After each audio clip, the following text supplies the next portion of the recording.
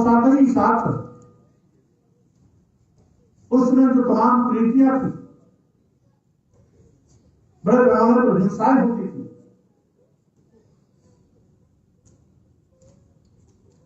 जगह के नाम पर जानवरों की खुल्ला खुल्ला बलि दी जाती थी। कहीं गोमेध एक होता था, कहीं अश्वमेध एक होता था, कहीं नरमेध एक होता था। ऐसे विपरीत युक्तियों में तथा बुद्ध ने समग्र रूप से हिंसा को रोकने के लिए बलि जैसी यज्ञ के नाम पर बल दी जाने वाली कुत्ता पर विराम लगाने के लिए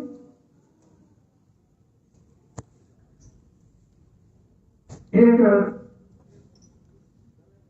लंबी लड़ाई हुई, शुरुआत किया। और समय समय पर हमारे देश के संतों को, महापुरुषों ने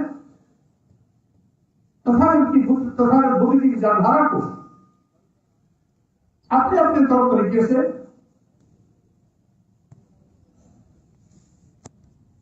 इस देश में संतन और समाज की स्थापना का बीड़ा उठाया।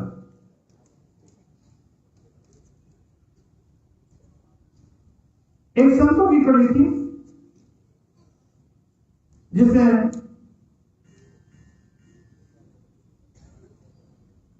संत कबीर, संत रविदास, संत गुरु नानक और आदि आदि ऐसे लोग थे जो इस देश में फैली हुई भेदभाव व्यवस्था, जात पात, छुआछूत, ऊंच नीच के नाम पर समाज को बांटने का जो लोग पाप किया करते थे, अपने को स्वयंभू मानते थे, पूरे समाज को नीच कहते थे, उसके खिलाफ हमारे इन संतों ने समय पर आवाज अपने अपने तरीके से उठाई।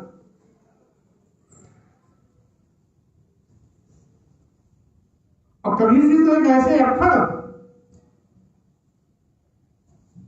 समाज सुधारक थे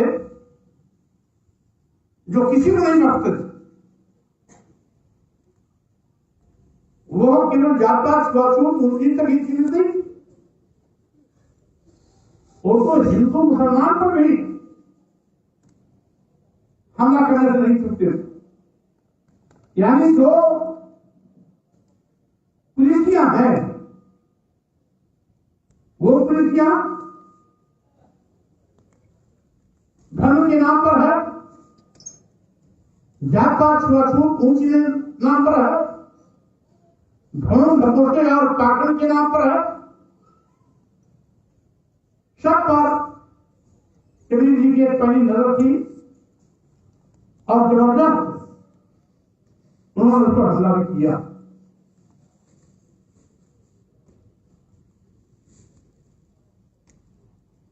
आज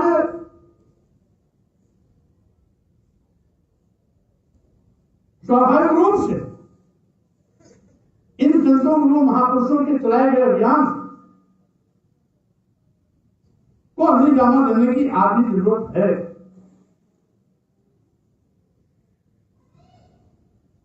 क्योंकि हमेशा एक ओर जब समाज सुधारकों की लाइन खड़ी होती है तो दूसरी ओर साक्षी ताकतें समानांतर अपनी व्यवस्था को बरकरार रखने के लिए अभियान भी चलाते हैं। अगर एक और संत रविदास और संत कबीर उसने ताकत पर हमला किया, जात पात, छुआछूत, ऊंच नीच पर हमला किया, धर्म के नाम पर लूट पर हमला किया, तो वहीं पर तुलसीदास जैसे सलीखे तथा कथित संत के रूप में यथार्थवादी व्यवस्था को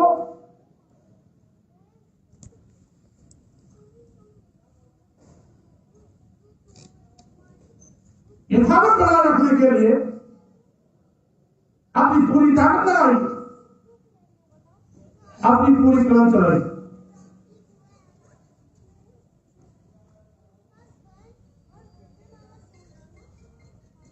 और आगंबर पर तो उनका हमला यो था,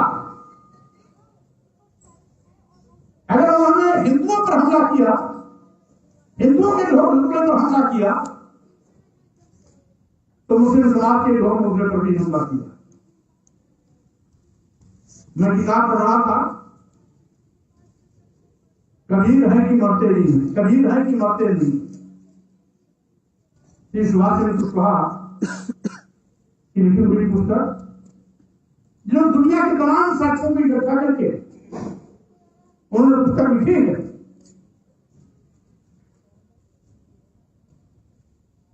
और विस्तार से कबीर जी के 92 शुरू से लेकर अंत तक उनके जीवन चरित्र पर खुद करके लिखने का काम किया है। उसको देख रहा था, उसमें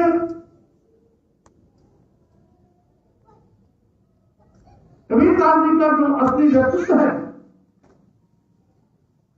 क्योंकि धर्म के नाम पर कबीर पंथ में भी प्रदर्शन लागू हुए,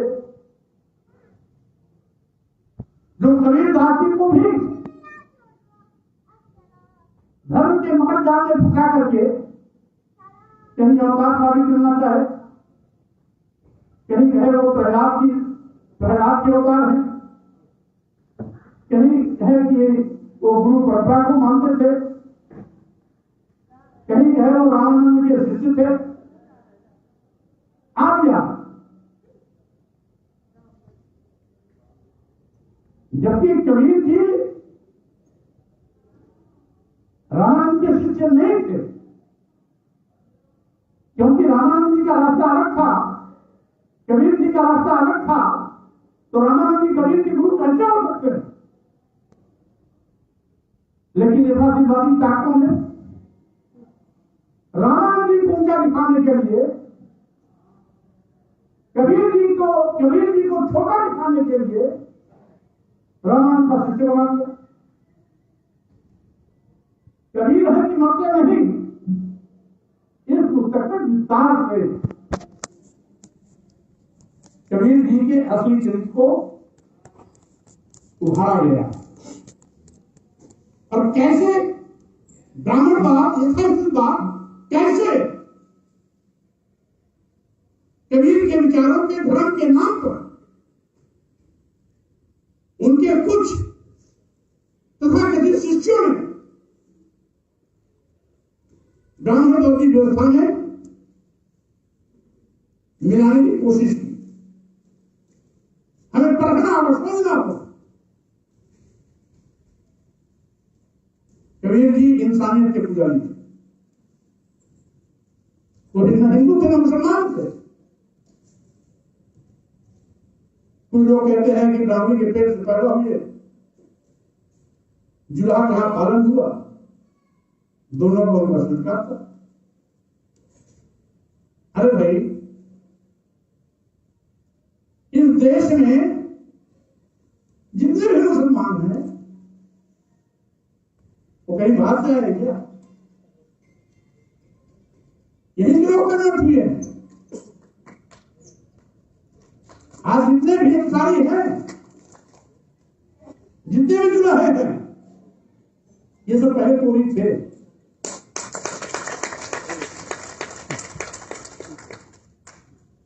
भाई कोरी कपड़ा बुनने का काम करता था, जुलाहा भी कपड़ा बुनने का काम करता है। तो ये भी तो हो सकता है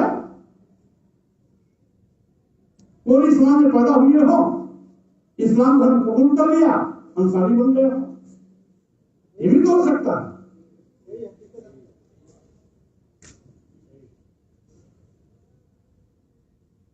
तो इसलिए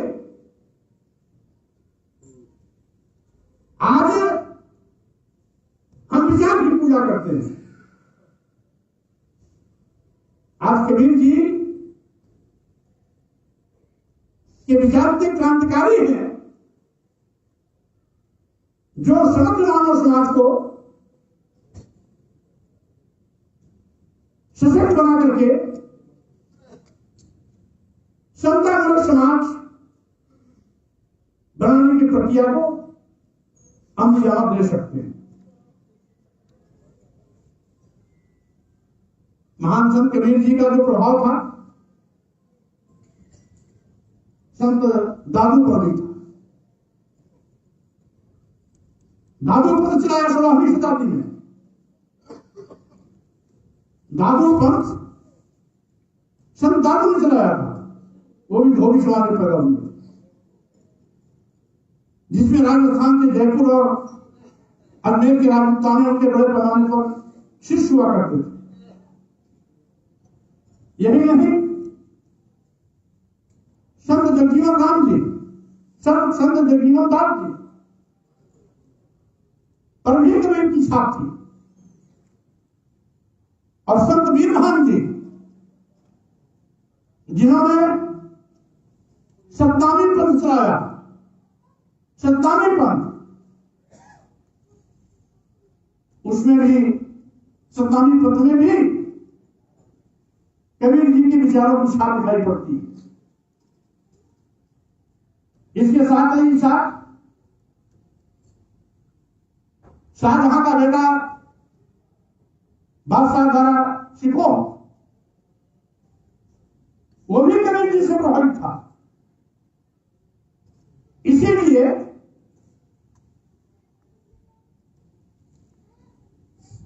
उन्होंने हिंदू मुस्लिम भाईचारे की बात शुरू की। ये कबीर जी का था। और यहां तक कि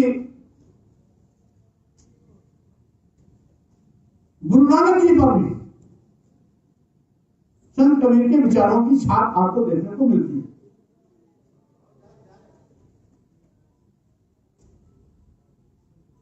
और यही नहीं था क्यों, आज इस देश में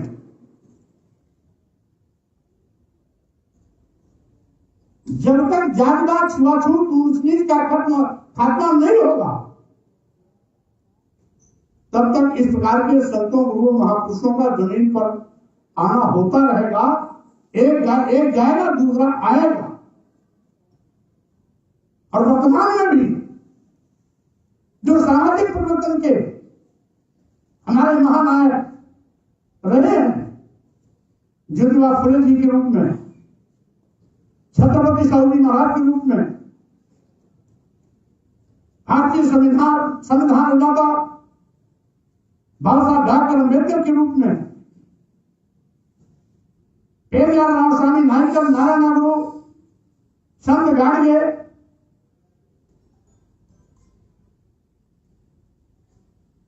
शहीद बाबू जगदेव कुशवाहा जी, मानव राम स्वरूप वर्मा जी, पेरियार ललन सिंह यादव जी और सामाजिक परिवर्तन के महानायक डॉक्टर काशीराम साहब जी,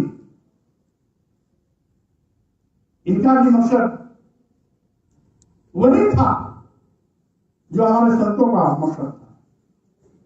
संतमूलक समाज की स्थापना ही सबका उद्देश्य था।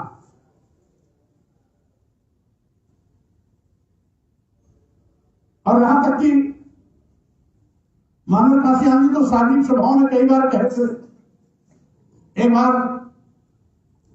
इलाहाबाद में एक पत्रकारिता में मौजूद था, चिको होटल सिविल लाइन में मानव काशियान जी की प्रेस हो रही थी, तो पत्रकारों ने काशियान साहब से पूछा, आपके सामाजिक परिवर्तन की सोच क्या है, आप कैसा भारत चाहते हैं? तो उन्होंने मुस्कुराते हुए एक लाइन का उत्तर दिया, मैं सरदार अशोक के सपनों का भारत बनाना चाहता हूं।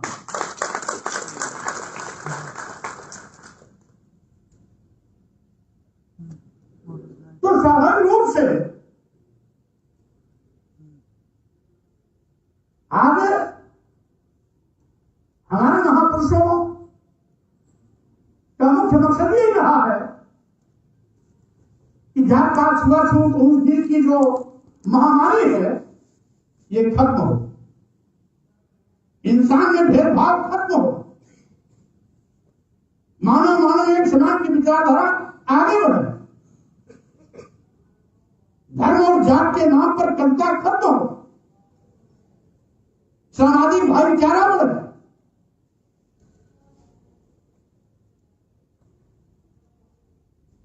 और करुणामूर्ति बंधुत्व के आधार पर ऐसा समाज बने जो एक दूसरे को प्यार से देखें, घृणा और नफरत से नहीं। ये मकसद था और इसीलिए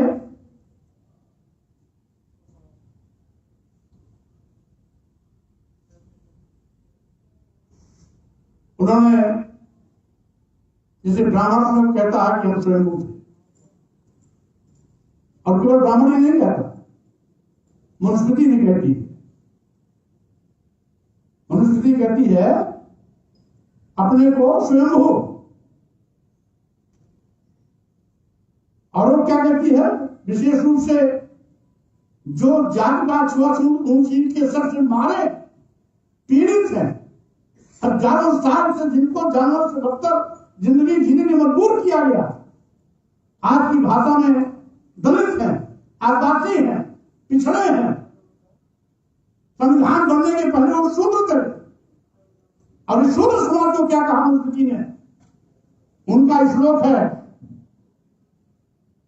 अध्याय 8 में 413, शूद्रम तु कारित भाष्यम कृतम अकृतम वा दास सेवको बनना, ब्राह्मण को स्वयं हुआ, यानी शूद्र वर्ग का जन्म ही गुलामी करने के लिए पैदा हुआ, गुलामी करने के लिए ही पैदा हुआ।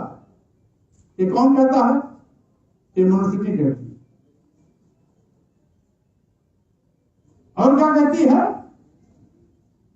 ब्राह्मण की श्रेष्ठता को सर्वोच्च साबित करने के लिए वो ये कहती है वो स्वयंभू है, वो स्वयं सशक्तिमान है, उसको कुछ करने की आवश्यकता नहीं है। लेकिन शूद्र को क्या करना है? गुलामी ही करनी है, क्योंकि गुलामी के लिए ही पैदा हुआ। अब जब ये धारणा होगी, कोई अपने को कहेगा हम सर्वोच्च शक्ति हैं, हमें कुछ करने की आवश्यकता नहीं है, हमारी सेवा के लिए ये लोग हैं,